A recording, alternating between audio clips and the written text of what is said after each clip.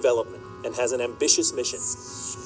Decades of Mars research from previous spacecraft have shown the planet not only had water in the ancient past, but had environments that could have supported life. Mars is our neighboring planet and in many ways the most similar to us, and certainly in its history. And the question whether ancient life was there is still the question that keeps us up at night. Today we're going to make a Mars landscape.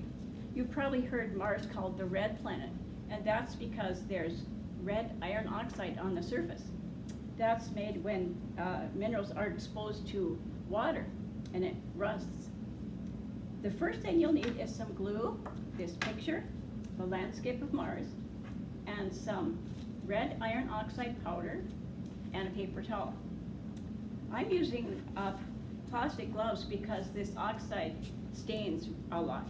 So the first thing you do is use a multicolor crayon, and you use the red and yellow side to color the landscape of Mars.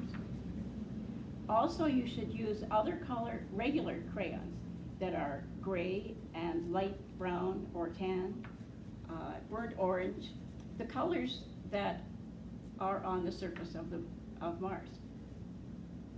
So once this is colored the way you want it,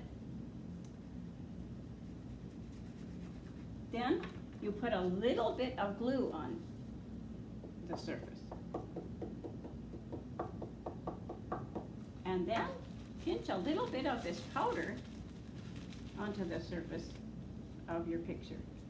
Use a paper towel to spread it around.